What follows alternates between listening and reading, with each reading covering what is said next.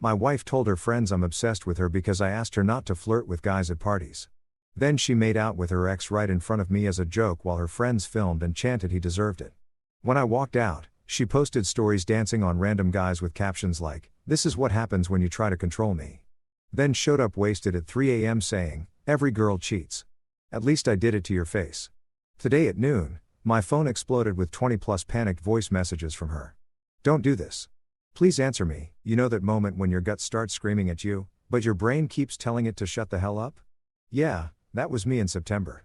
My wife, Marissa, had perfected this neat little trick where every legitimate concern I had about our relationship magically transformed into comedy gold for her girlfriends. It was like watching a magician, except instead of pulling rabbits out of hats, she was pulling jokes out of my genuine worries about us. It started small, the way cancer does. I'd ask her not to flirt with random dudes at parties.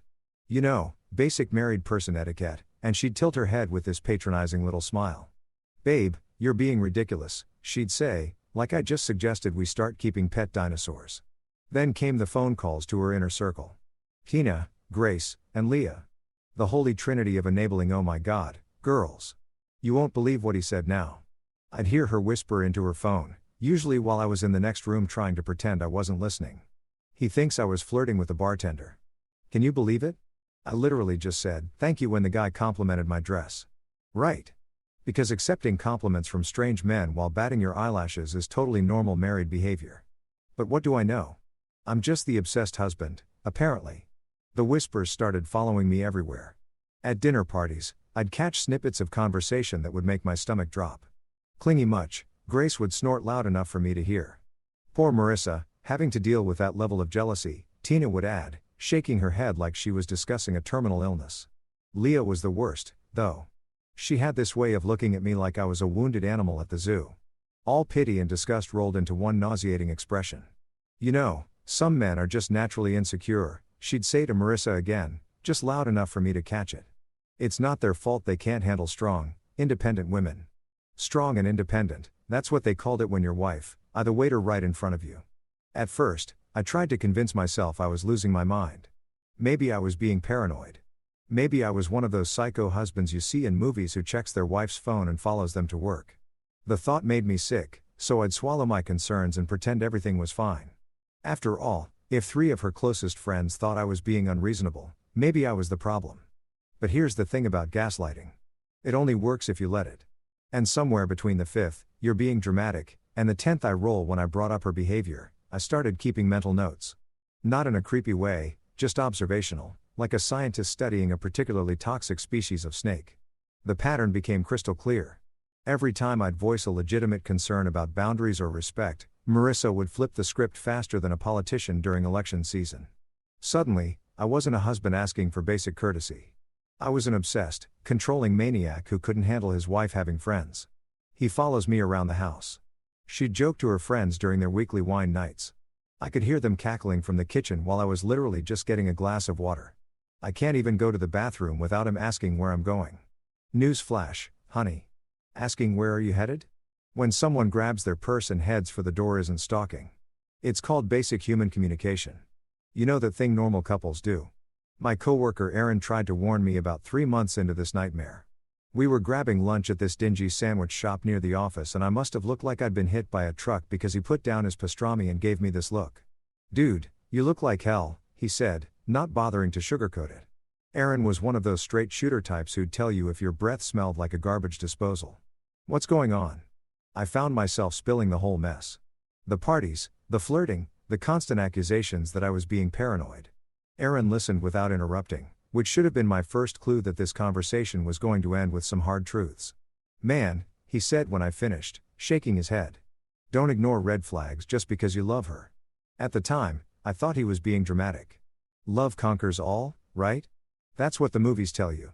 What they don't mention is that love also makes you blind, deaf, and dumb to obvious warning signs that your partner is slowly eroding your sanity one joke at a time. The worst part wasn't even the flirting or the boundary crossing. It was the way she'd made me question my own reality. I'd catch her texting someone at midnight. Phone tilted away from me.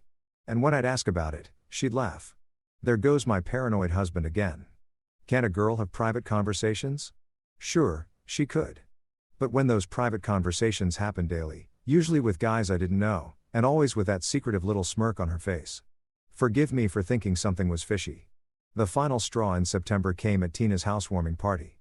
I watched Marissa collect phone numbers from 3 different guys. Each time with this elaborate performance about how networking was important for her career, right? Because exchanging contacts with Brad the bartender was definitely going to advance her marketing career. When I suggested maybe we could head home, it was past midnight and I had work the next day. She practically rolled her eyes into orbit. See what I mean? She announced to the group. Obsessed with controlling my social life. The crowd ate it up. A few guys actually laughed and patted me on the shoulder like I was some kind of joke. Let the lady have fun, man. One of them said, "You've got to trust your wife." Trust. That word had become a weapon in her arsenal. Anytime I questioned anything, it wasn't about respect or boundaries. It was about trust. And apparently, I didn't have enough of it. That night, driving home in dead silence, I finally understood what Aaron meant. These weren't red flags anymore. They were giant crimson billboards with flashing neon lights spelling out danger in letters visible from space. But I was too busy trying to be the perfect understanding husband to pay attention to the obvious. The obsessed husband joke had become her get-out-of-jail-free card for any behavior that crossed the line. Flirting with strangers. I was obsessed. Setting boundaries. I was controlling, asking for basic respect. I was insecure. It was genius, really. She'd created this perfect little ecosystem where she could do whatever she wanted. And any objection from me just proved her point about how unreasonable I was. Her friends reinforced it, her family believed it, and even some of my own friends started giving me those concerned looks that said, "Maybe you should chill out, man." But here's what nobody tells you about being slowly driven insane by someone who's supposed to love you. There comes a moment when the fog lifts just for a second and you see the situation with brutal clarity. For me, that moment came when I realized I'd started apologizing for having feelings about my wife's behavior. Sorry I got upset when you gave that guy your number. Sorry I'm not comfortable with you staying out until 3 a.m. without telling me where you are. Sorry for being such an obsessed, controlling husband. That's when it hit me. I wasn't obsessed with her. I was obsessed with trying to save a marriage that she'd already checked out of. And while I was busy playing the part of the understanding husband, she was busy playing the part of the victim married to a psycho.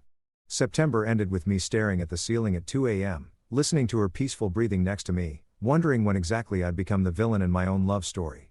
Aaron's words kept echoing in my head. Don't ignore red flags just because you love her. Well, guess what? I was done ignoring them. Time to start paying attention to what was right in front of me, even if it was going to hurt like hell. Dear Eric's birthday party was supposed to be fun. You know, one of those chill house parties where you drink cheap beer, complain about work, and pretend you're still in your 20s even though your back hurts from sleeping wrong. Instead, it turned into the kind of nightmare that makes you question every life choice you've ever made, starting with saying, "I do," to someone who apparently missed the memo about what marriage means. The house was packed tighter than a subway car during rush hour.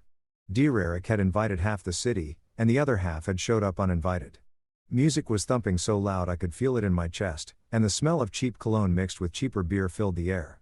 Classic house party vibes, except for the part where my wife was about to publicly destroy our marriage for entertainment. Marissa looked incredible, of course. She'd spent 2 hours getting ready, which should have been my first warning sign since Dear Eric's idea of formal attire was a clean t-shirt. She was wearing this little black dress that hugged her curves in all the right places. And I'd be lying if I said I wasn't proud walking in with her on my arm. For about 5 minutes, I actually thought we might have a good time. Then Logan walked in. Logan Mitchell, her ex-boyfriend from college, the guy she dated for 2 years before we met. The same Logan she'd sworn was ancient history and totally irrelevant to our relationship. Yet somehow, this irrelevant piece of ancient history had managed to score an invite to Dear Eric's party. And judging by the way Marissa's entire posture changed when he walked through the door, she'd known he'd be there. "Oh wow, Logan's here," she said. And I swear to God, her voice went up like 3 octaves. Like she was genuinely shocked to see him, as if Dear Eric hadn't probably texted her the guest list a week ago. "Yeah, what a coincidence," I muttered, grabbing a beer from the cooler and trying to ignore the way she was already scanning the room for him. Within 10 minutes, she'd found an excuse to drift in his direction. "I should say hi," she announced. "It would be rude not to, right?" Right. Because rudeness was suddenly a huge concern for the woman who'd spent the last month telling our friends I was obsessed with her. I tried to play it cool. I really did. I hung out by the beer pong table, made small talk with some of Dear Eric's work buddies, even laughed at a few genuinely terrible jokes, but I couldn't help watching her out of the corner of my eye. And what I saw made my stomach turn. She wasn't just saying hi. She was performing. Touching his arm when she laughed, leaning in way too close when he talked, playing with her hair in that way she used to do when we were first dating. Every gesture was calculated, deliberate, and designed to send a message. The question was, who was the message for? Dude, you okay? Some guy named Mike had sidled up next to me, following my gaze across the room. You look like you're about to murder someone. Just peachy, I said, taking a long pull from my beer. Nothing like watching your wife flirt with her ex at a party. Mike winced. Ouch. That's rough, man. Meanwhile, Tina, Grace, and Leah had materialized around Marissa like her personal hype squad.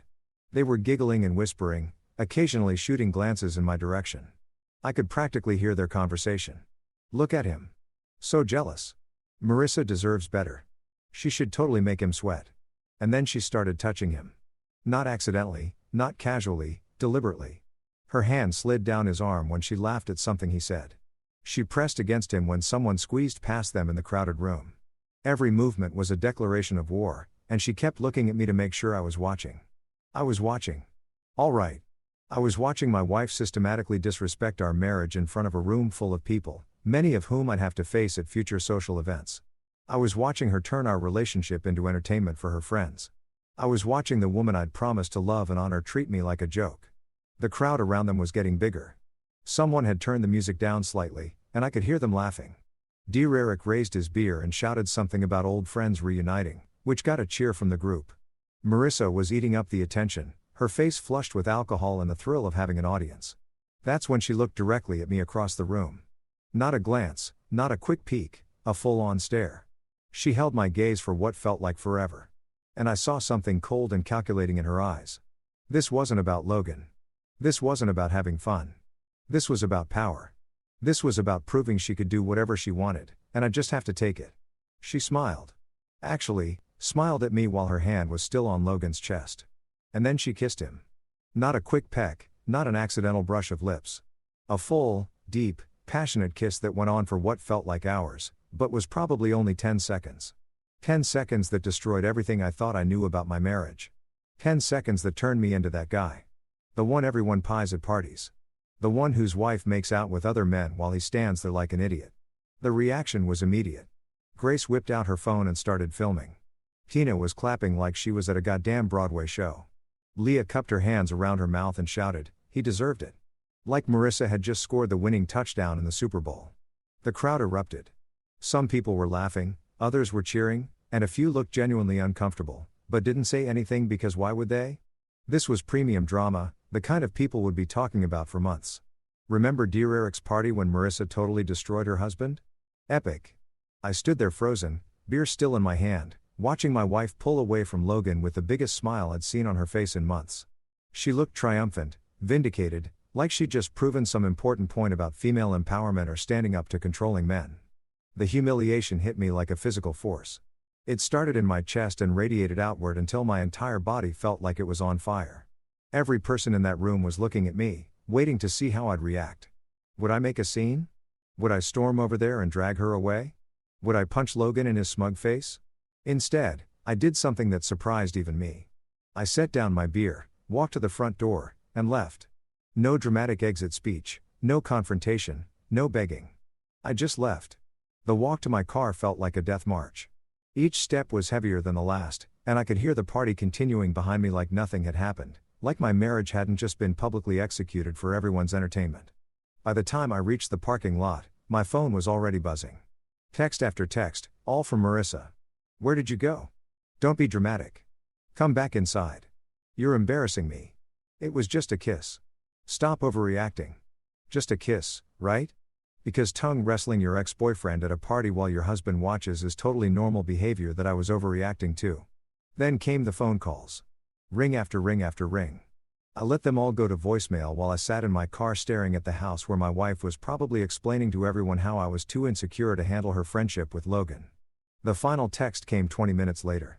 Fine, be childish, but don't expect me to apologize for living my life. Living her life. That's what she called making out with her ex-boyfriend in front of a room full of people. Living her best life, I guess. I drove home in complete silence. My mind replaying the entire scene on an endless loop. The way she'd looked at me before she kissed him. The sound of her friends cheering. The feeling of standing there like a complete fool while my wife publicly humiliated me. But the worst part, the absolute worst part, was knowing that when I got home and tried to explain how I felt, she'd find a way to make it my fault. She'd tell me I was being dramatic, that I was reading too much into things, that I was the one with the problem for not being cool with my wife kissing other men, and her friends would back her up because that's what they did. They enabled her worst behavior and painted me as the villain for not being okay with it. As I pulled into our driveway, I realized Aaron had been right about the red flags. They weren't subtle hints or minor concerns anymore. They were giant flashing warning signs, and I'd been ignoring them because I didn't want to face the truth about what my marriage had become. The truth was simple and devastating. My wife didn't respect me. Worse than that, she actively enjoyed disrespecting me in front of other people. And the scariest part, I'd been letting her do it for months, convinced that being a good husband meant taking whatever she dished out with a smile. Well, guess what? The smile was officially gone. You'd think humiliating your husband in front of 30 people would be enough for one night. But apparently, Marissa was just getting warmed up because while I was sitting at home staring at the ceiling and wondering what the hell had happened to my marriage, she was busy documenting her liberation for the entire internet to see. The first Instagram story notification hit my phone around 11 p.m. I almost ignored it. Honestly, I was emotionally drained and just wanted to pretend the whole night hadn't happened. But curiosity is and masochism runs deep, so I opened it. There she was dancing with some random guy I'd never seen before. Not just dancing, grinding. His hands were on her waist. She was pressed up against him. And the caption read, "Finally, dancing with someone who knows how to have fun.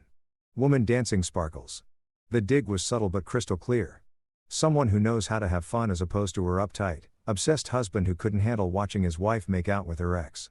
I screenshot it before it disappeared. My hands actually shaking. Not from anger.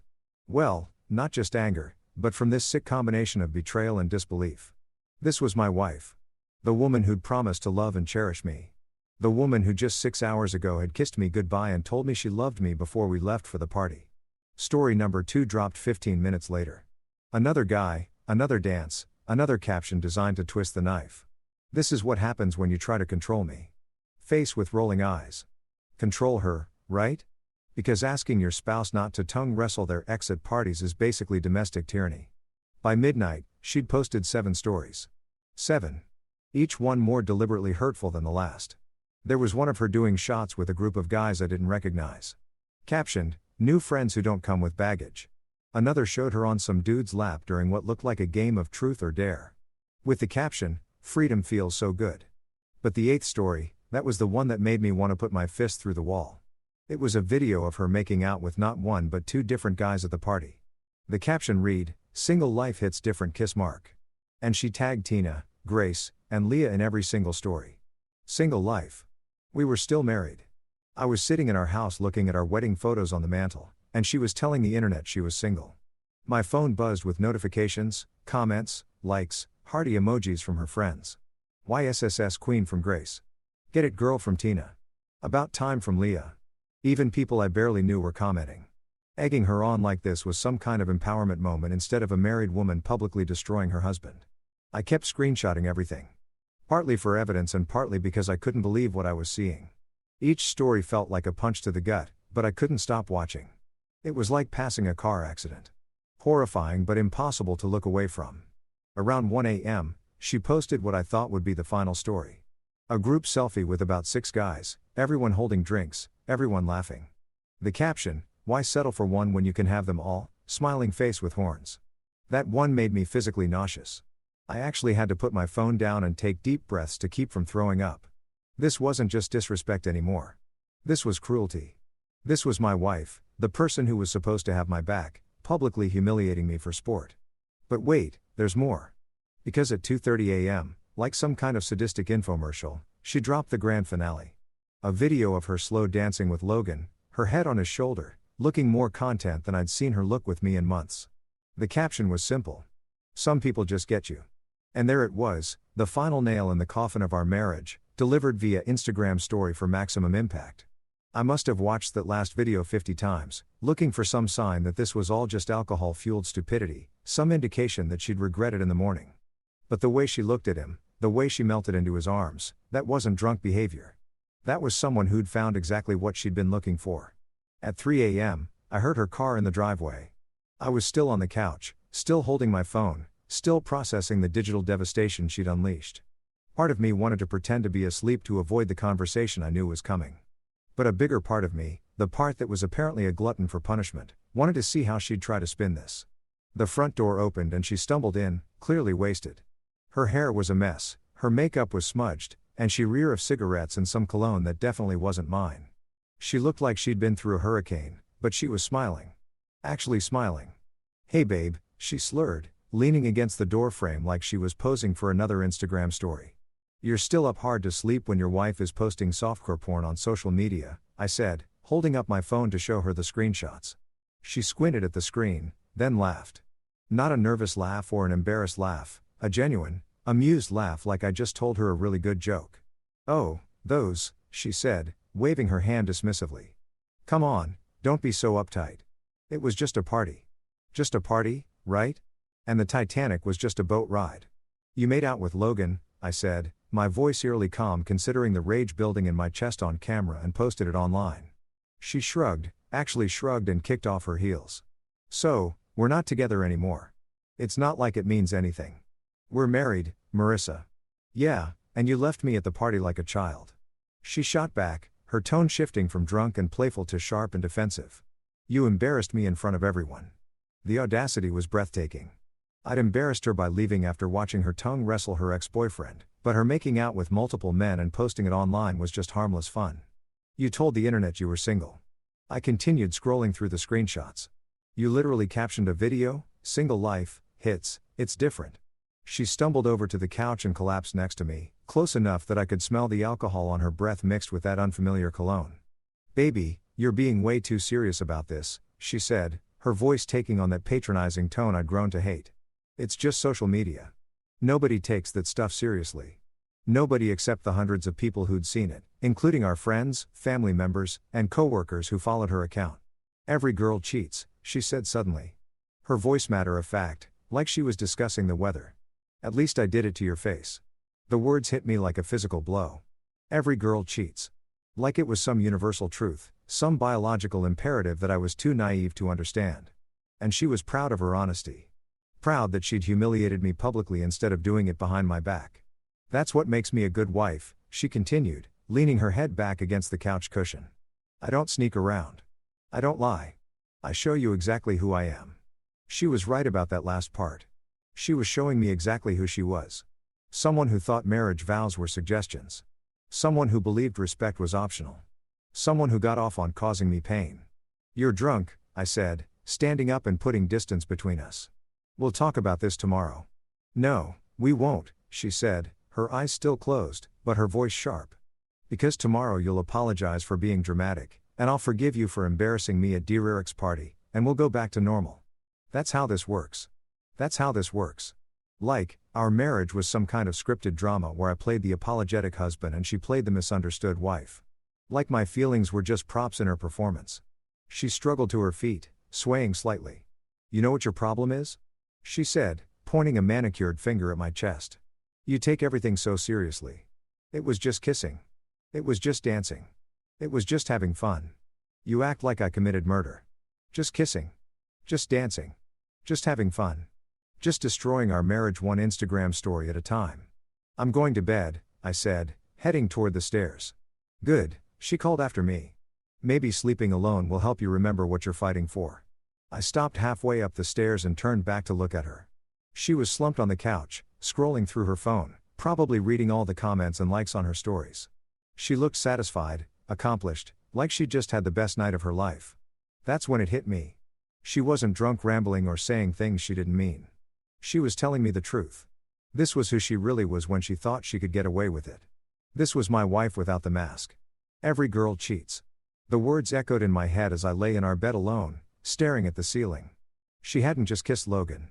She'd kissed multiple guys, danced with strangers, and broadcast it all like it was some kind of victory lap. And in her mind, I was the problem for not being okay with it. I grabbed my phone and looked at the stories one more time before they expired. Each one was a little piece of our marriage dying in real time, documented and celebrated for posterity. Tomorrow they'd be gone from her profile, but the screenshots would remain. Evidence of the night my wife showed me exactly how little our marriage meant to her. The worst part wasn't even the cheating or the public humiliation. It was the realization that this had been building for months, maybe longer. All those times she'd called me obsessed or controlling. All those whispered conversations with her friends. This was what she'd been working toward.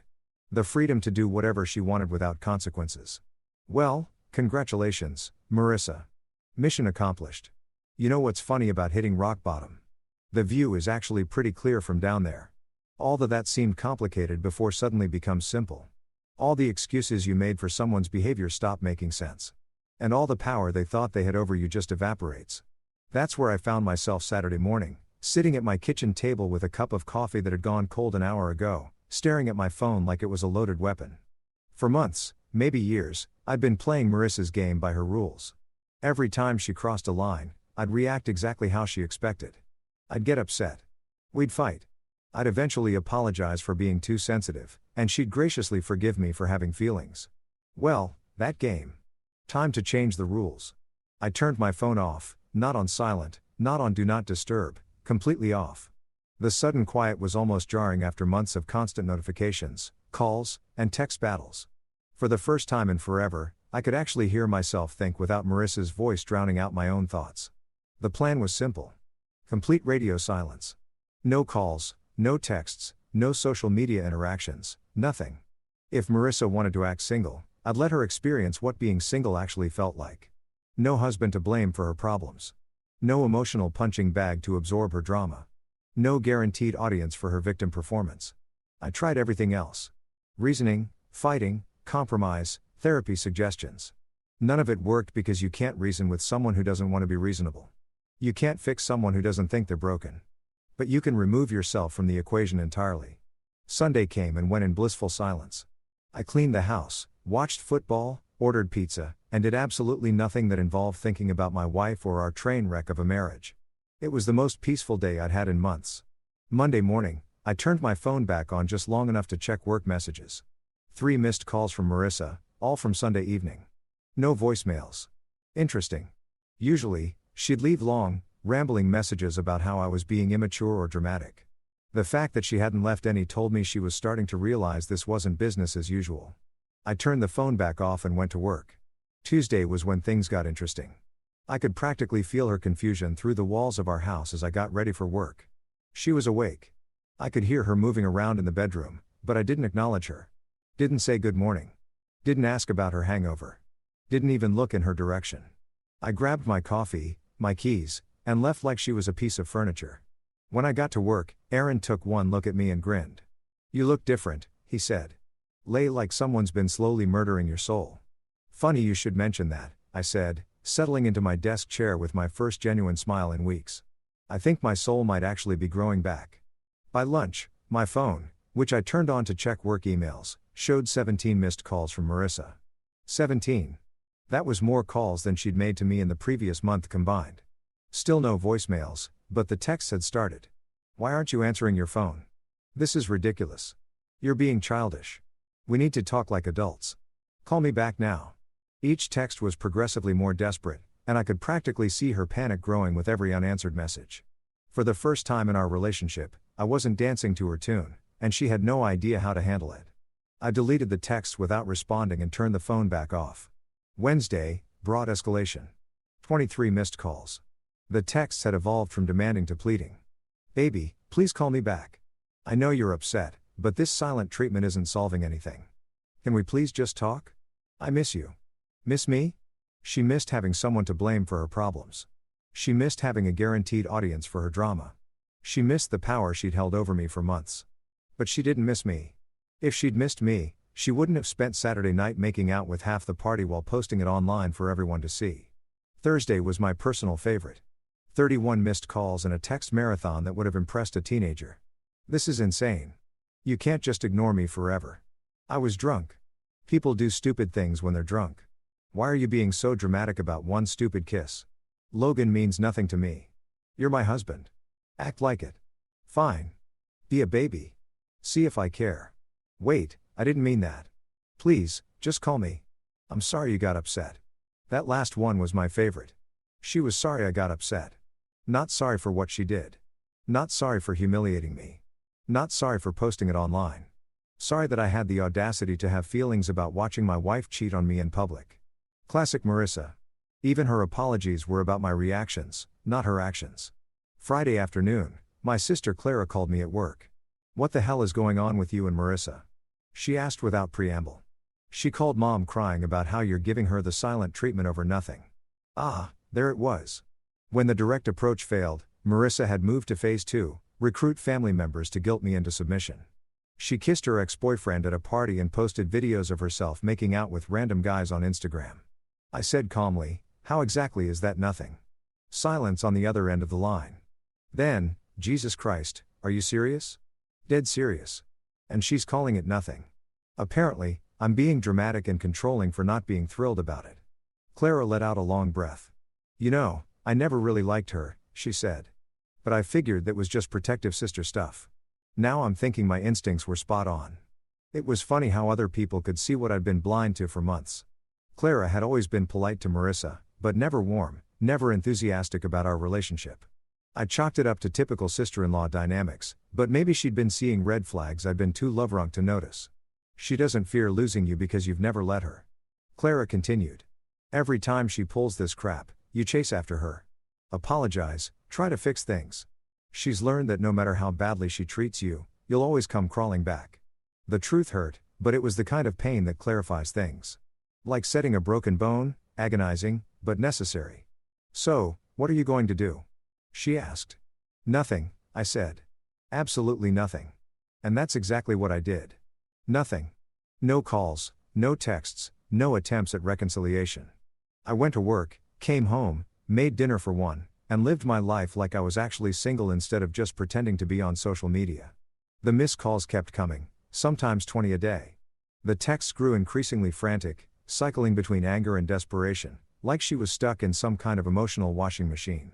She'd go from, "You're being ridiculous," to, "Please don't give up on us," within the span of an hour. By the following Tuesday, something had shifted. The texts weren't coming in angry bursts anymore. They were scattered throughout the day, each one more vulnerable than the last. "I can't eat. I can't sleep. Please just tell me you still love me. I don't understand what's happening." That last one almost made me laugh.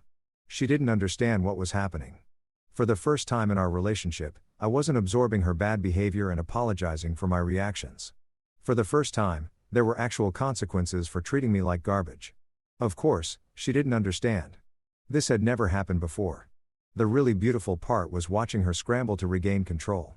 She tried everything, sending her friends to text me, blocked, having her mom call, ignored, even showing up at places she thought I might be. But I was a ghost, completely unavailable for her usual manipulation tactics. My silence had become a mirror, reflecting her behavior back at her without my usual cushioning of explanations and forgiveness. And she didn't like what she saw. For years, I'd been her emotional shock absorber, soaking up all the impact of her selfish choices so she never had to feel the consequences. Every time she crossed a line, I'd been there to minimize the damage, make excuses, smooth things over. I trained her to believe that no matter what she did, I'd always be there to clean up the mess. Well, surprise. The cleanup crew had gone on strike indefinitely. Friday rolled around like a ticking time bomb. And I should have known Marissa wouldn't go quietly into that good night of being ignored. See, the thing about people who are used to getting their way is that when you stop playing their game, they don't just accept defeat, they escalate. They bring out the big guns. And in Marissa's case, the big guns apparently meant staging a public intervention at my workplace like some kind of deranged relationship terrorist. I was in the middle of reviewing quarterly reports when Aaron appeared at my cubicle looking like he'd just witnessed a car accident. His face was this perfect mixture of concern and barely contained amusement which immediately put me on high alert. "Dude," he said, glancing around to make sure nobody else was listening. "Some lady's in the lobby making a scene. Security's trying to calm her down, but she's demanding to see you. Says she's your wife." My stomach dropped straight through the floor and into the building's foundation. "Blonde, about 5 feet 6 inches. Looks like she could murder someone with her eyeballs." "That's the one," Aaron confirmed. "She's got this whole 'I'm a victim of domestic abuse' vibe going on, except instead of asking for help, she's demanding they produce you immediately or she's calling corporate." Of course, she was, because when emotional manipulation fails, the next logical step is professional sabotage. I could practically picture her in the lobby, probably wearing something calculated to make her look vulnerable yet determined, telling everyone who'd listen about her poor husband, who'd been acting strangely lately. Want me to tell security you're not available? Aaron offered. The temptation was real. I could hide in the office until she got tired and left. Avoid the whole confrontation and maintain my silent strategy. But something in me, maybe pride, maybe stupidity, maybe just exhaustion from running away, decided it was time to face the music. No, I said, standing up and straightening my tie. If she wants a showdown, she can have one. The elevator ride down to the lobby felt like descending into hell, except hell probably had better mood lighting. When the doors opened, I could hear her before I could see her. That particular pitch of indignation that meant she was in full performance mode. There she was, center stage in our building's lobby, surrounded by confused security guards and a growing audience of my coworkers who'd come down for their lunch break. She'd chosen her outfit carefully, a simple dress that screamed responsible wife, minimal makeup to emphasize her distress, and body language that suggested she was barely holding herself together. The performance was masterful. Really, she should have gone into theater. The second she spotted me, her entire demeanor shifted. The frantic energy evaporated, replaced by this calculated vulnerability that made my skin crawl. She approached me like I was a wild animal that might bolt at any second. "There you are," she said, her voice loud enough for everyone to hear, but soft enough to sound concerned rather than accusatory. "I've been so worried about you." Worried? Right. She'd been worried about losing control of the narrative, not worried about my well-being. "Marissa," I said evenly, very aware that half my office was now watching this unfold like it was better than cable TV. "What are you doing here?" "We need to talk," she said, stepping closer and lowering her voice to an intimate whisper that somehow managed to carry across the entire lobby like adults. "This silent treatment is killing me." The audacity was breathtaking. After a week of completely ignoring my existence, except to post revenge porn on Instagram, she was positioning herself as the mature one trying to fix our relationship. The woman who'd made out with her ex-boyfriend in front of 30 people was lecturing me about adult communication. "I'm at work," I pointed out, gesturing to the obvious office building around us. "This isn't the place for personal conversations." "Then where is?" she demanded. And there it was, a flash of the real Marissa underneath the concerned wife act. "You won't answer your phone. You won't come home. You won't talk to me. What choice did I have? Home." That was rich. I'd been living in our house all week while she stayed God knows where. Probably with Tina or at some guy's place she'd met at Dear Eric's party. But sure, I was the one who wouldn't come home. My coworkers were pretending to mind their own business, but I could feel their attention like heat lamps. Sarah from accounting was openly staring while pretending to check her phone. Mike from IT had suddenly developed a fascination with the lobby's architectural details. Even building security looked invested in how this drama would unfold. "You want to talk like adults?" I said, matching her volume so everyone could hear. "Fine. Let's talk about Saturday night." Her face went pale. This wasn't part of her script. She'd come here expecting to paint me as the unreasonable husband who was punishing his innocent wife for no reason. She hadn't counted on me being willing to air our dirty laundry in front of my colleagues. "That's not. We don't need to," she stammered, glancing around nervously at our growing audience. "No, let's do this," I continued, my voice getting stronger. "Let's talk about how you made out with your ex-boyfriend at a party. Let's talk about the Instagram stories where you grinded on random guys and told the internet you were single. Let's talk about coming home at 3 a.m. telling me every girl cheats and I should be grateful you did it to my face." The lobby had gone dead silent. Even the security guards had stopped pretending they weren't listening. Marissa's carefully constructed victim narrative was crumbling in real time, and she knew it. "You're embarrassing me," she hissed, but her voice cracked on the last word. "I'm embarrassing you." I let out a laugh that came out harsher than I intended. "Lady, you embarrassed yourself. I'm just providing context." She tried to recover, switching tactics like a politician caught in a scandal. "I was drunk," she said, her voice taking on the pleading tone she used when she wanted sympathy. "People do stupid things when they're drunk. You know, I didn't mean any of it." "Which part didn't you mean?" I asked. "The kissing, the dancing, the part where you told me every girl cheats, or the part where you called our marriage a joke on social media." Her mouth opened and closed like a fish gasping for air. She'd never had to defend her behavior in front of an audience before. Usually, our fights happened in private where she could manipulate the narrative and make me feel crazy for having reasonable expectations. "We can fix this," she said desperately, reaching for my arm. "We just need to communicate better." "I know we can work through this if you just know," I said, stepping back so she couldn't touch me. We're done. The words came out clearer and stronger than I'd expected. For months, I'd been afraid to say them, terrified of what my life would look like without her. But standing there in that lobby, surrounded by witnesses, I realized the life I'd been trying to save wasn't worth saving. Her face went through about 6 different emotions in rapid succession.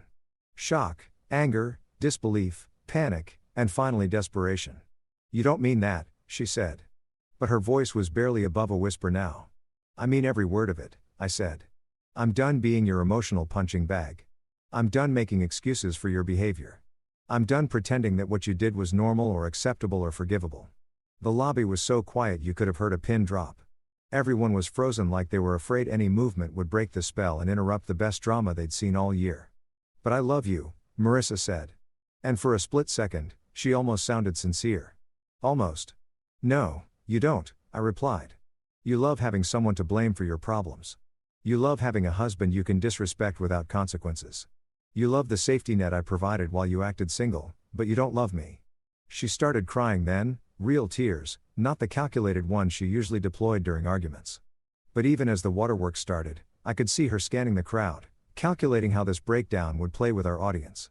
"Everyone makes mistakes," she sobbed, playing to the room now. "Marriage is about forgiveness, about working through problems together." "You're right," I said. "Marriage is about working through problems together.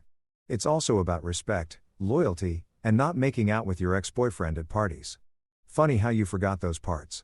The tears were flowing freely now, and I could see a few people in the crowd starting to look sympathetic.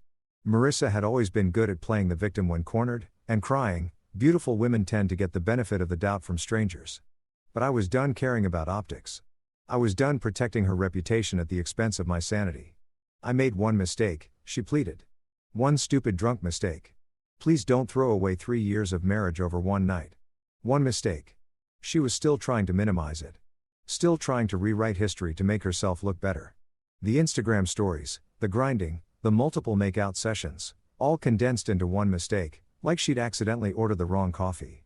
"It wasn't one mistake," I said firmly. "It was months of disrespect building up to one public humiliation. The kissing was just the grand finale." I turned to walk away and she grabbed my arm. "Please," she whispered. "Don't do this. Not here. Not like this." For a moment, I almost felt sorry for her almost. Then I remembered the triumphant smile on her face when she kissed Logan.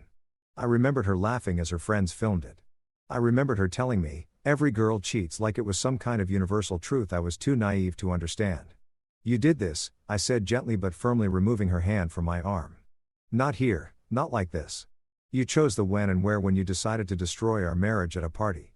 I'm just choosing not to pretend it didn't happen." And with that, I walked away for the first time in our entire relationship. I walked away while she was still talking, while she was still crying, while she was still expecting me to cave and comfort her and apologize for my reaction to her betrayal. But I didn't look back. Not once. Saturday morning brought the kind of phone call that makes you want to throw your device into the nearest body of water. My phone buzzed at 8 a.m. sharp because apparently destroying marriages is an early bird activity, and the caller ID showed Marissa's mom, Patricia. I should have let it go to voicemail, but curiosity killed the cat and I was apparently the cat in this scenario. "Hello, Patricia," I answered, already knowing this conversation was going to be about as pleasant as a root canal performed with rusty garden tools. "Oh, honey," she started, her voice dripping with that fake sympathy that older women perfect after decades of meddling in other people's business. "I heard about your little fight with Marissa. She's absolutely heartbroken." "Little fight, right? Because public adultery followed by social media humiliation was just a little fight between married couples. Like arguing over whose turn it was to take out the trash." "Patricia, I don't think Marissa gave you the full story," I said, trying to keep my voice calm. Even though I wanted to scream into the phone, she told me everything. Patricia interrupted, her tone shifting from sympathetic to defensive faster than a NASCAR driver changing lanes. "She said you got jealous over her talking to an old friend and now you're punishing her with this silent treatment. Honestly, I'm disappointed in you talking to an old friend. That's what we were calling tongue wrestling your ex-boyfriend now." The English language was truly a beautiful thing in the hands of someone determined to rewrite reality. She kissed him, Patricia, at a party in front of 30 people, then posted videos of herself making out with other guys on Instagram. Silence. Then, well, she was drinking. You know how girls get when they've had a few. She doesn't handle alcohol well. The excuse making was Olympic level. Apparently, Alcohol was a magical substance that temporarily erased marriage vows and common decency. Who knew? Drinking doesn't make you cheat. I said it just removes the inhibition to do what you already wanted to do. Don't be so dramatic. Patricia snapped. Marriage is about forgiveness. It's about working through problems together, not running away at the first sign of trouble. First sign of trouble, like I'd bailed after she left a dirty dish in the sink instead of after months of gaslighting followed by public adultery. She loves you, Patricia continued. Really warming up to her speech now. She made a mistake, a silly drunk mistake, and now you're throwing away 3 years of marriage over it. Don't you think that's a bit extreme? There it was again. The minimization, the blame shifting, the complete refusal to acknowledge what had actually happened. Marissa had learned these tactics somewhere, and now I knew where. The apple hadn't fallen far from the tree. It had barely rolled off the branch. I appreciate your concern. I lied through my teeth, but this is between Marissa and me. That poor girl is beside herself, Patricia pressed on, apparently immune to social cues about ending conversations. She can barely eat, can barely sleep. Is this really what you want? To hurt someone you claim to love? Poor girl. The poor girl who'd spent last Saturday grinding on strangers and broadcasting it to the world. My heart was absolutely breaking for her. I hung up. Within an hour, my own phone rang again. This time it was my mother, Elaine. And the fury in her voice was immediately apparent. What the hell is wrong with you? She started without preamble. Patricia Williams just called me crying about how you're treating Marissa. She says you're being cruel and vindictive over some silly party incident. Oh, perfect. The mothers had formed an alliance. This was exactly what my Friday needed. A tag team guilt session from 2 women who'd gotten a completely fabricated version of events. Mom, let me explain what actually. No, you let me explain something. She interrupted, her voice hitting that particular frequency. That meant she was in full lecture mode. Marriage isn't easy. It takes work, compromise, and forgiveness. You can't just throw it away because your wife had a few drinks and talk to an old friend. Talk to an old friend. Jesus Christ. The narrative was evolving faster than a virus. First it was talking, then it became being friendly. And apparently now it was just casual conversation with a former acquaintance. She didn't just talk to him. Mom, I don't want to hear excuses. Elaine cut me off. Patricia told me everything. Marissa was being social at a party. You got jealous and now you're punishing her by refusing to communicate. That's not how marriage works. The irony was suffocating. My mother was lecturing me about how marriage works based on information from the woman whose daughter had just publicly cheated on me. It was like getting relationship advice from someone whose primary source was a pathological liar. You need to apologize, she continued, really hitting her stride now. You need to go home, sit down with your wife, and work this out like adults. This silent treatment nonsense is childish and cruel. I could hear my father in the background asking what was going on. More voices joining the conversation. Apparently, this had turned into a family conference call about my failing marriage. Perfect. Nothing says healthy relationship dynamics like having your parents gang up on you based on your cheating wife's victim narrative. She says you've been acting unstable lately, Mom added. And that word hit me like a slap. Patricia's worried about your mental state. Maybe you should talk to someone. Get some help. Unstable. Now I was mentally ill for not wanting to be married to someone who treated our vows like suggestions. The gaslighting had reached professional levels. Not only was I wrong for being upset, I was literally crazy for having feelings about public infidelity. That's when something inside me finally snapped. Not in a violent way, but in a clarity way, like fog lifting to reveal the landscape you've been stumbling through blind. Mom, I need to send you something. I said, putting the call on speaker and opening my phone's photo gallery. Give me your number. What? What? Just trust me. I think you need to see what really happened before you lecture me about forgiveness. I could hear her dictating her number to Dad, probably thinking I was about to send her some ridiculous evidence of my paranoia. Boy, was she in for a treat. I forwarded her the screenshots, all of them. The Instagram stories, the text messages, the whole digital record of Saturday night's festivities. Every caption, every video, every piece of evidence that proved Marissa's version of events was complete fiction. Look at your phone, I said. Silence, then rustling sounds as she presumably opened the messages. Then a long sharp intake of breath. Oh my God, she whispered. Keep scrolling, I said. There's more silence, more rustling. Then my father's voice in the background. What is it, Elaine? What's wrong? She posted videos of herself. Mom's voice trailed off like she couldn't quite process what she was seeing. Keep going, I said grimly. You haven't gotten to the good part yet. Another minute passed. I could hear my parents whispering to each other, their voices getting more upset with each screenshot. The caption says, "Single life hits different," Mom said finally, her voice hollow. She's dancing with 3 different men now. Do you understand why I'm not rushing to apologize? I asked. Jesus Christ. Dad's voice came through clearly now. Son, I'm sorry. We had no idea. Because she lied to you, I said. Just like she's been lying to me for months. Patricia called you with a completely mad-up version of events. And you believed it. Because why wouldn't you?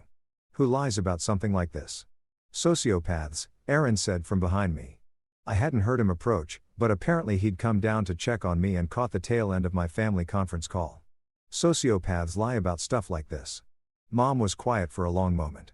Then, honey, I owe you an enormous apology. Patricia painted a completely different picture. She said Marissa was being friendly and you got upset over nothing. She's been calling me unstable and vindictive.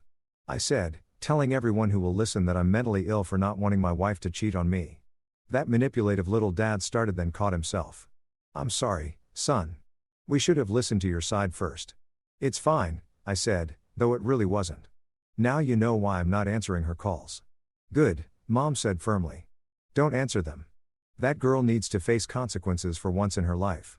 The conversation ended with promises to support whatever decision I made and threats to give Patricia a piece of their mind the next time. She called with Marissa's soba stories. Apparently, seeing actual evidence had a way of clarifying things that emotional manipulation couldn't overcome. I hung up feeling lighter than I had in weeks.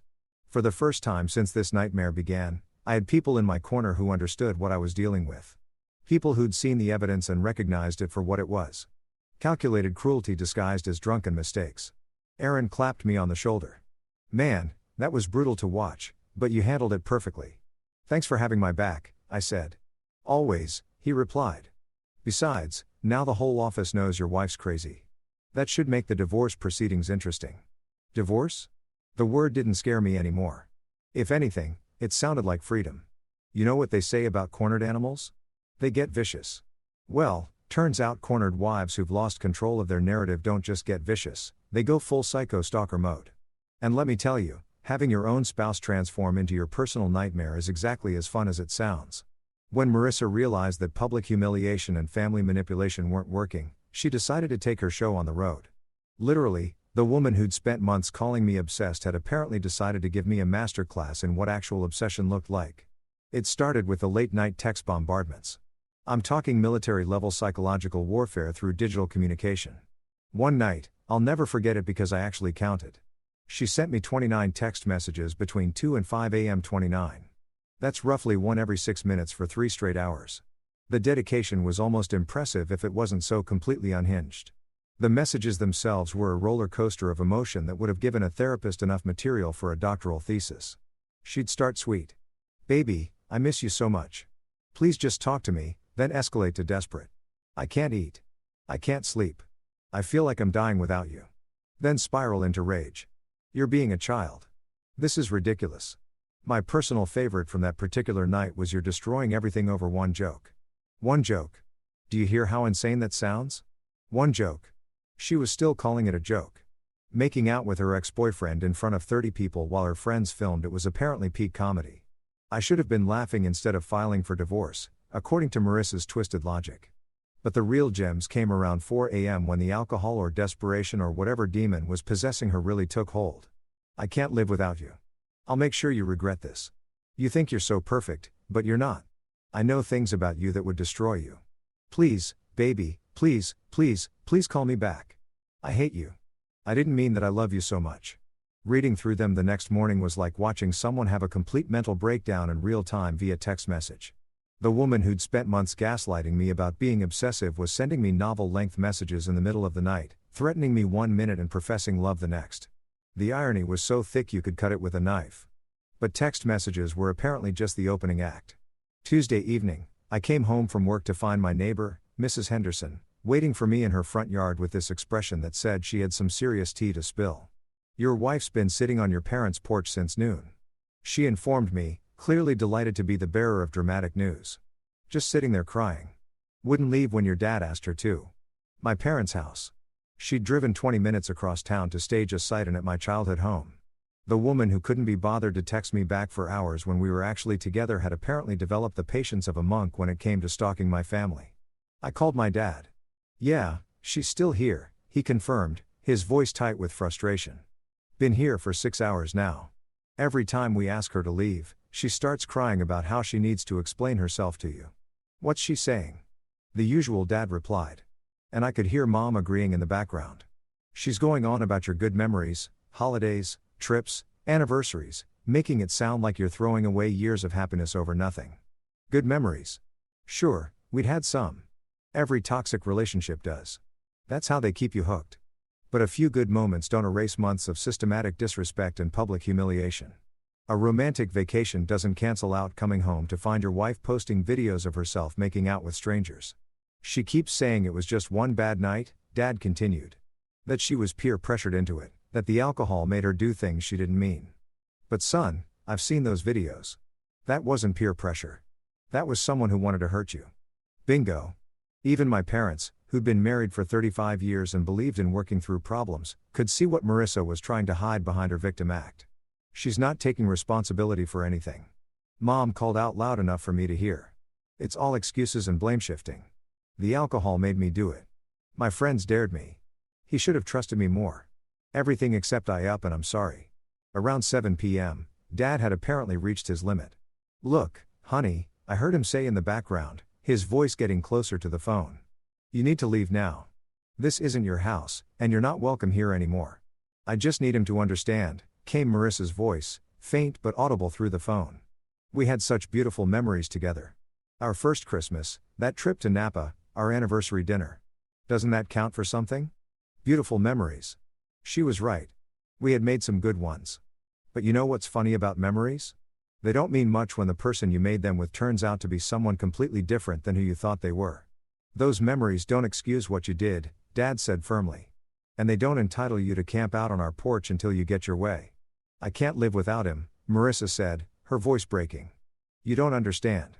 I made one mistake, one stupid, drunk mistake, and he's ready to throw away 3 years of marriage. One mistake, there it was again. The party, the Instagram stories, the public humiliation, the complete lack of accountability, all condensed into one convenient little mistake that I was being unreasonable for caring about. It wasn't a mistake." Mom's voice came through clearly now. "Mistakes are accidental.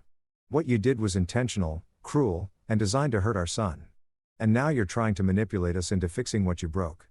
I could hear Marissa starting to cry. Real tears this time, not the calculated ones she usually deployed. But even through the sobs, she was still making excuses. "The girls dare me to do it," she sobbed. "They said I was too controlled by him, that I needed to prove I was my own person. It was peer pressure. I was drunk. I didn't mean for it to go that far. Peer pressure. At 28 years old, married with a mortgage and a joint bank account. But sure, blame it on peer pressure like she was a teenager at her first kegger." "You're an adult," Dad said bluntly. "Adults don't use peer pressure as an excuse for destroying their marriages." "Please," Marissa begged. "Just let me talk to him for 5 minutes. 5 minutes to explain." "He doesn't want to talk to you," Mom said. "And frankly, after seeing what you did, I don't blame him." The conversation went on for another hour. My parents basically tag-teaming her with reality while she cried and made excuses. Finally, Dad delivered the ultimatum. "You have 5 minutes to get off our property or I'm calling the police." "Fine," Marissa said, her voice shifting from desperate to cold in an instant. "But this isn't over." That's when I knew I was dealing with someone who'd completely lost touch with reality. She'd publicly cheated, lied to both our families, stalked me for a week, and was now making threats because I wouldn't accept her non-apology for behavior that would make a soap opera villain blush. "Did you hear that?"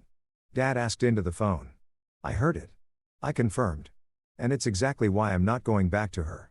This wasn't over." According to Marissa, well, she was right about that, but it wasn't going to end the way she thought it would. She'd escalated from manipulation to stalking to threats, and each move just proved how righteous I'd been to walk away. Time to set a trap. Sometimes the best way to catch a liar is to give them enough rope to hang themselves with. And after a week of Marissa's increasingly unhinged behavior, I realized she was practically begging for that rope. All I had to do was hand it to her with a smile and let her do what she did best, destroy herself with her own words. Thursday morning, I crafted the text message that would either end this nightmare or escalate it to levels that would require legal intervention. Either way, I'd have my answer about who I was really married to. We should talk privately. No interruptions, no family, no friends, just us. I think we owe each other that much. I hit send and watched the 3 dots appear almost immediately. She was probably staring at her phone trying to decode whether this was surrender or another trap. The response came back in under 30 seconds. Yes, thank you. When and where? The desperation was palpable, even through text. All caps. Yes. Like I just offered her a life preserver while she was drowning, which in a way I guess I had. She was drowning in her own lies and manipulation, and I was offering her what looked like salvation. Saturday, 2 p.m., your apartment, just us. Perfect. I love you so much. We're going to fix this. Fix this. Right? Because there was definitely a way to fix public adultery followed by a week of stalking and family manipulation. Some problems are like a shattered mirror. You can try to glue the pieces back together, but it'll never look the same and you'll always see the cracks. Saturday couldn't come fast enough. I spent Friday night preparing like I was going into battle, which in a way I was. I charged my phone to 100%, tested the recording app 3 times, and mentally rehearsed the conversation I was about to have. This wasn't about reconciliation. This was about getting the truth on record. Her apartment complex looked the same as always, but somehow everything felt different as I walked up to her door. Maybe because the last time I'd been here, I'd still believed our marriage was salvageable.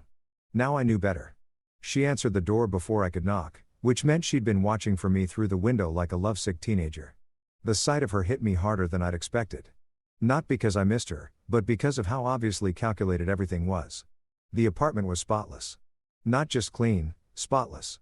Every surface gleamed, every throw pillow was perfectly positioned, and there wasn't a single dish in the sink. Marissa had clearly spent hours preparing for this meeting, staging the environment to remind me of the domestic bliss we'd supposedly shared. She'd chosen her outfit just as carefully, a simple sundress that hit just above the knee, conservative enough to suggest she was a reformed woman, fitted enough to remind me what I was supposedly giving up. Her makeup was minimal but perfect, like she'd spent an hour creating the illusion of natural beauty. Her hair was styled in soft waves that made her look younger, more innocent. The whole scene screamed loving wife waiting for her husband to come to his senses. It was masterful manipulation disguised as domestic normalcy. You came, she said softly, stepping back to let me in. Her voice was gentle, vulnerable, completely different from the woman who'd threatened me on my parents' porch 3 days earlier. I said I would. I replied, slipping my phone into my jacket pocket with the recording app already running. We need to talk. She'd prepared refreshments, my favorite beer, homemade cookies, even the good cheese and crackers she usually saved for company. Every detail was designed to remind me of what I was walking away from, to make me feel like an idiot for throwing away someone who clearly cared about making me comfortable. Sit, she said, patting the couch beside her. Please. I chose the chair across from her instead. Distance was important for what was coming next, both physical and emotional. Her face fell slightly at my seating choice, but she recovered quickly. I'm glad you're here, she said, folding her hands in her lap like a repentant schoolgirl. I've had so much time to think this week, and I realize how badly I screwed up. Screwed up. Interesting word choice. Not betrayed our marriage or humiliated you publicly. Just screwed up like she'd forgotten to pick up milk from the store. Tell me about it, I said, settling back in the chair. Help me understand what happened that night. She took a deep breath and I could see her accessing her prepared speech. This was going to be good. It was pure pressure, she began, her voice soft and ashamed. I know that sounds stupid at our age, but you don't know how the girls can be. They've been saying for months that you're too controlling, that I don't have enough freedom. Ah, there it was. Even in her confession, she was blaming me. I was too controlling, which justified her friends pressuring her to cheat. Beautiful logic. Go on, I said neutrally. They said I needed to prove I wasn't under your thumb, she continued, warming up to her victim narrative. That I should show everyone I could do what I wanted. It was like a dare, you know, like if you're really free, prove it. A dare. 28-year-old married women apparently still played truth or dare. And the dare was to destroy their marriages in front of an audience. The maturity level was staggering. So, you kissed Logan because your friends dared you to? Yes, she said eagerly, like I'd finally understood her brilliant reasoning. It wasn't about him. It wasn't about wanting him. It was about proving I wasn't controlled by you. The twisted logic was amazing. She'd publicly cheated on me to prove she wasn't controlled by me, which somehow made it better than if she just wanted to cheat. Like the motivation mattered more than the action and the Instagram stories. I asked, was that also peer pressure? She had the grace to look embarrassed about that. I was drunk and angry, she admitted. I felt like you'd abandoned me at the party, left me there to deal with everyone staring and whispering. So I wanted you to feel what I was feeling. What she was feeling. She'd felt abandoned. So she decided to make me feel humiliated. Eye for an eye. Except in her version, public adultery was equivalent to leaving a party early. The thing is, she continued, leaning forward with this earnest expression. Logan was invited by the girls specifically. They planned this whole thing to test whether you really trusted me. Wait, what? They invited your ex-boyfriend to test my trust? I asked, making sure I was hearing this correctly. They wanted to see if you'd freak out or be cool about it. She explained like this made perfect sense. And when you got all jealous and possessive, it kind of proved their point. The mental gymnastics required to make this my fault were truly Olympic level. Her friends had orchestrated a situation designed to trigger jealousy. She'd responded by making out with her ex, and somehow this proved I was the problem for not being cool with orchestrated adultery.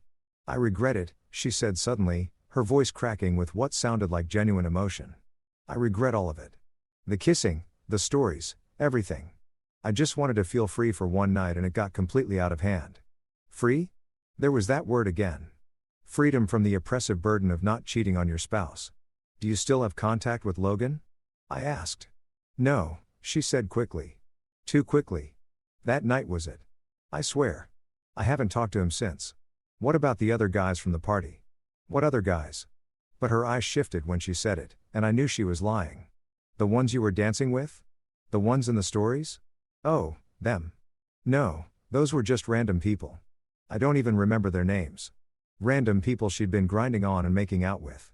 Random people whose hands had been all over my wife while she documented it for posterity. But she didn't even remember their names, so that made it okay. I know this looks bad, she said, reaching across the space between us like she wanted to touch me, but didn't quite dare. But you have to understand, I was hurt and angry and drunk. And I made terrible decisions, but they were just decisions, not reflections of how I feel about you. Terrible decisions. That's what we were calling it now. Not betrayal, not adultery, not public humiliation, just some unfortunate decision-making that happened to involve her tongue in other men's mouths. I love you, she said. And for the first time since I'd arrived, she looked genuinely vulnerable. I love you so much that the thought of losing you is killing me. This week has been the worst week of my entire life. The worst week of her life. She'd spent it stalking me, manipulating our families, and making threats, but it had been terrible for her. The victim complex was truly astounding. I know I hurt you, she continued, tears starting to form in her eyes. I know I crossed lines I shouldn't have crossed, but please, please don't let one night destroy everything we've built together. One night, still minimizing, still trying to compress months of disrespect and a public betrayal into a single evening of poor judgment. I leaned forward, making sure my voice was gentle and understanding. I need to see what really happened that night, I said. I need to understand the full scope of what I'm supposed to forgive. She blinked, confusion flickering across her face. What do you mean? Do you have videos from that night, from your phone, or from your friends? I need to see everything if I'm going to move past this.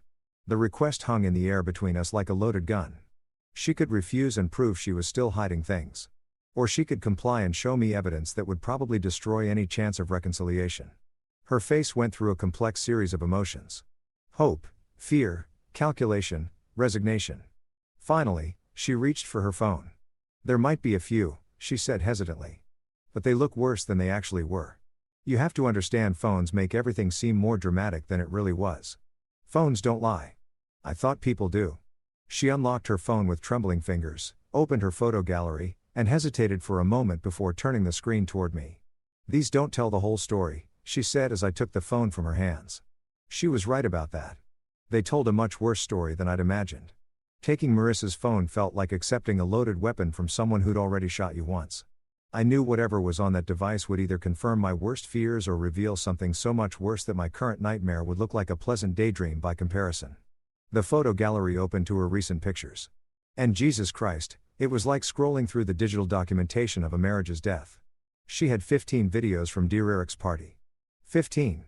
Not the 7 Instagram stories I'd seen. Those were apparently just the highlight reel. She'd been documenting the whole night like she was making a documentary about infidelity. Start with that one, she said nervously, pointing to a video thumbnail that showed her laughing with a group of people. But remember, it looks worse on camera than it actually was. Right? Because cameras are notorious for making innocent behavior look. Everyone knows phones have that special make everything seem like cheating filter built right in. I hit play on the first video and immediately understood why she'd been hesitant to show me. This wasn't just dancing or innocent flirting. This was my wife performing for the camera like she was auditioning for a reality show called How to Destroy Your Marriage in 10 Easy Steps. The video showed her grinding against some guy I didn't recognize, her hands in his hair while he gripped her waist. But the worst part wasn't even the physical contact. It was her face. She looked happier than I'd seen her in months. Genuinely, radiantly happy in a way that made my stomach turn. "See," she said quickly as the video ended. "It's just dancing." Everyone was dancing like that. Everyone, right? Because grinding on strangers was apparently the universal dance style at parties. Now, I must have missed that memo from the International Dance Committee. "Next one," I said, scrolling to the second video. This one was worse. Much worse. It showed her whispering something into Logan's ear while he laughed and pulled her closer. The intimacy was obvious, undeniable. These weren't the actions of someone being peer-pressured into proving a point. These were the actions of someone who wanted to be exactly where she was. "What are you whispering to him?" I asked. "I don't remember," she said quickly. "I was drunk. It was small talk." Sure, because everyone whispers sweet nothings about the weather and current events into their ex-boyfriend's ear while pressing their body against his. The third video made me want to throw her phone against the wall. It was the kiss, the one I'd witnessed in person, but filmed from a different angle. I could see her friends in the background, Grace holding up her own phone to record, Tina clapping and laughing. Leah cheering like this was the greatest moment in human history. But what I hadn't seen from across the room was Marissa's reaction after the kiss ended. She looked directly into Grace's camera and smiled. Not an embarrassed "oops, I can't believe I just did that" smile, but a triumphant, satisfied grin that said mission accomplished. "You smiled," I said, pausing the video on her face. "Right after you kissed him, you looked into the camera and smiled." "I was drunk," she repeated, but her voice was getting smaller. "I wasn't thinking clearly." "You look pretty clear-headed to me," I said, scrolling to the next video. "Let's keep going." Video 4 showed her accepting drinks from multiple guys, laughing and flirting like she was working the room at a singles bar. Video 5 was her slow dancing with someone who definitely wasn't Logan, her head on his shoulder, looking content and peaceful. "You're making this seem worse than it was," she said.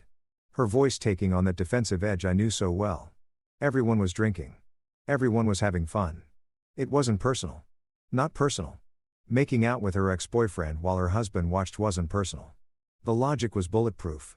Videos 6 through 10 were a montage of escalating behavior. More dancing, more touching, more intimate moments with men who weren't her husband. Each one was a little knife twist, but I kept my expression neutral. I was gathering evidence, not getting emotionally invested in the train wreck I was watching. Video 11 made my blood pressure spike. It showed her in a corner of Dear Eric's living room with two guys I didn't recognize. All three of them laughing while one of them kissed her neck. She looked like she was having the time of her life.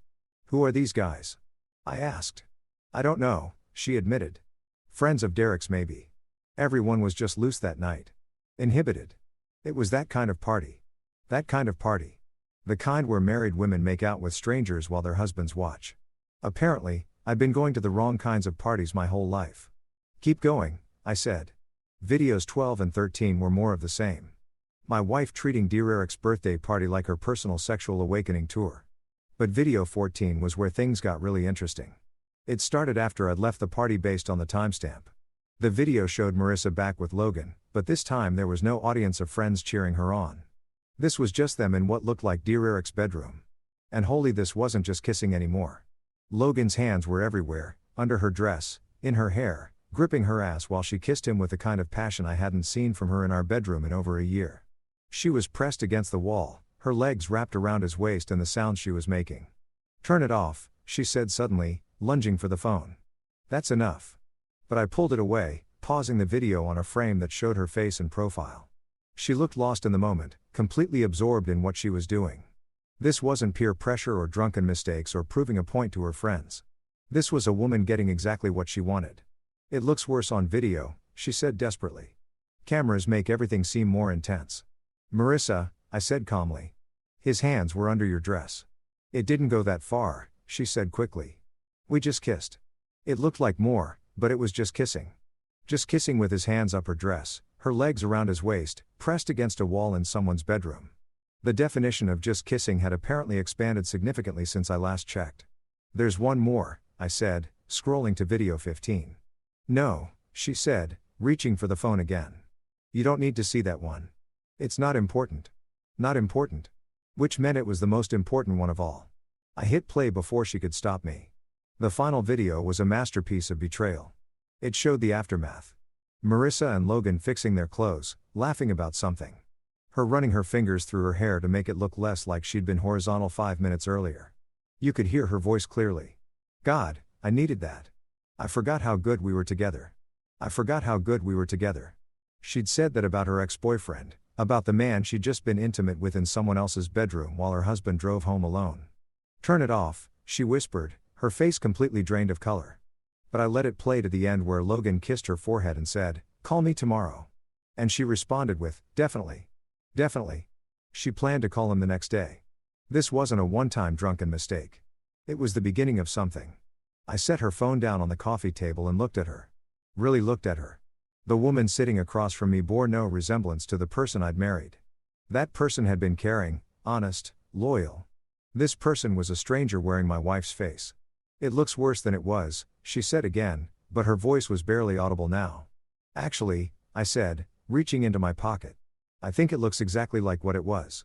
I pulled out my phone and showed her the screen. The red recording light was blinking steadily and the timer showed 37 minutes and counting. Her face went completely white. You recorded this? Every word, I confirmed. Your confession about the peer pressure, the plan set up with Logan, the admission that you were going to call him the next day. All of it. She stared at my phone like it was a venomous snake. You tricked me. No, I said I gave you a chance to tell the truth and you chose to lie instead. Even when you thought we were reconciling, even when you thought I was coming back to you, you still couldn't be honest about what happened. The tears started then, real ones this time, not the calculated crying she'd been using all week. These were the tears of someone who'd just realized they'd completely themselves over. Please don't use that recording, she begged. Please, I'll do anything. I'll delete everything. I'll never talk to Logan again. I'll change completely. Too late, I said, standing up. You had a week to tell me the truth. Instead, you lied to me, stalked me, manipulated our families, and just now tried to gaslight me even when you thought we were getting back together. She collapsed forward, her head in her hands. Oh, God. Oh, God. What have I done? You showed me exactly who you really are, I said. And I'm finally smart enough to believe you. Chapter 10. Her collapse, my freedom. Revenge, they say, is a dish best served cold. But let me tell you something. Revenge served with digital evidence and family group chats hits different. It's not just cold. It's Arctic freeze your soul solid satisfying. I sat in my car outside Marissa's apartment building for exactly 3 minutes, composing the message that would end this nightmare once and for all. The recording was already uploaded to the cloud. The videos were saved in multiple locations, and I had enough evidence to convince anyone with half a brain that my wife was a lying, cheating sociopath who tried to gaslight me into thinking I was the problem. Time to share the wealth. I created a group message that included both sets of parents and Clara, the nuclear option, the digital equivalent of dropping a truth bomb on everyone who'd been fed Marissa's victim narrative for the past week. The message was simple. Since there seems to be confusion about what happened at Dear Eric's party, I thought everyone should see the actual evidence. Then I attached everything. The videos from her phone showing the escalating infidelity, the audio recording of her confession where she admitted it was all planned, the screenshots of her Instagram stories where she'd called herself single. 3 years of marriage reduced to a digital evidence folder that painted a picture so damning it would make a prosecutor weep with joy. I hit send and watched my phone light up like a Christmas tree. My mom texted back within 30 seconds. Proud of you, son. Dad followed immediately. She's finished. Good riddance. Clara's response was pure poetry. Holy, what a psychopath. I'm changing the locks on my house in case she shows up here, too. But the real entertainment came from Marissa's parents. 20 minutes of absolute silence. Then a curt message from Patricia. Marissa, come home immediately. No apology for calling me vindictive. No acknowledgement that they'd spent the week harassing me based on complete lies. Just a summon for their daughter to return home and face whatever music was about to play. I was still sitting in my car watching the digital fireworks. When Marissa came stumbling out of her building, she looked like she'd seen a ghost, which in a way she had. The ghost of her carefully constructed lies, now thoroughly dead and buried. She spotted my car and ran toward it like I was her last hope for salvation. I rolled down the window, curious to hear what excuse she'd come up with for this latest development. "You sent it to everyone," she said, her voice barely above a whisper. "My parents, your parents, everyone." "Just the people you lied to," I replied calmly.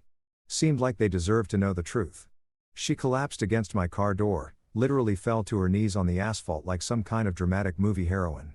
"Don't do this," she begged, grabbing my arm through the open window.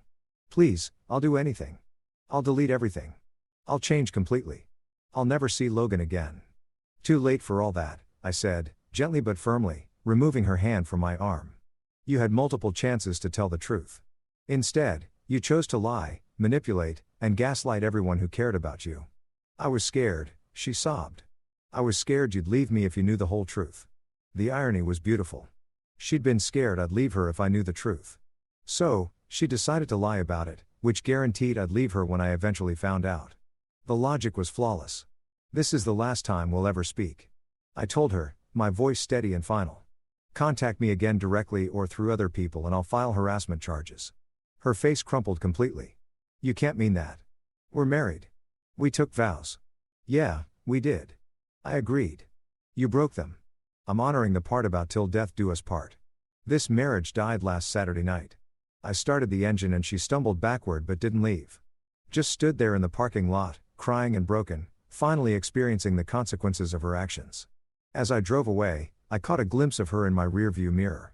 She was still on her knees, phone pressed to her ear, probably calling anyone who might listen to her latest sob story about the cruel husband who'd abandoned her. My phone started buzzing before I'd made it out of the parking lot. Voice message after voice message, 20 of them in the span of 10 minutes. "Don't do this, please. I'm sorry. I'm so sorry. Answer me. You can't just leave it like this. I'll kill myself if you don't come back. Please. I'm begging you." Each message was more hysterical than the last. Her voice getting higher and more desperate with every plate. But here's the beautiful thing about hitting rock bottom. Once you're there, threats of going deeper don't scare you anymore. I turned my phone off and smiled. Actually smiled for the first time in months.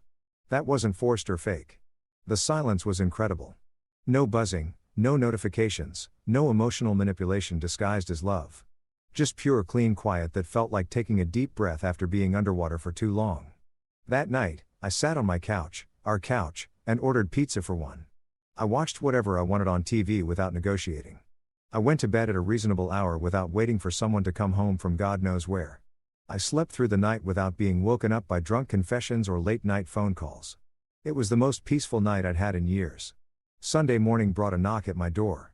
Not frantic pounding or dramatic sobbing, just a quiet knock. I looked through the peephole and saw a woman I didn't recognize holding an envelope. "Process server," she said when I opened the door. "Are you Marcus Thompson?" "That's me." "These are for you," she said, handing me the envelope with a sympathetic smile. "Sorry about your situation." Inside were divorce papers. Marissa had beaten me to the punch by exactly 12 hours. I laughed out loud reading through them. She was citing irreconcilable differences and emotional abandonment. The woman who'd publicly cheated on me was claiming I'd abandoned her emotionally. The victim narrative was so strong it had survived, even filing for divorce. But buried in the legal language was the real kicker. She was asking for alimony. The woman who destroyed our marriage was demanding I pay her for the privilege of being rid of her. I called my lawyer Monday morning. By Tuesday, I'd filed my counterpetition with enough evidence to convince any judge that Marissa's version of events was complete fiction. The videos, the recording, the text messages. Everything was documented, cataloged, and ready for court. She thought cheating on me to my face would put me in my place. She thought I'd crawl back like I always had. Desperate and apologetic and grateful for whatever scraps of affection she was willing to throw me. Instead, I'd walked away and I'd left her to drown in her own lies. The freedom was intoxicating. No more walking on eggshells. No more making excuses for someone else's shitty behavior. No more pretending that disrespect was love. For the first time in years, I could breathe.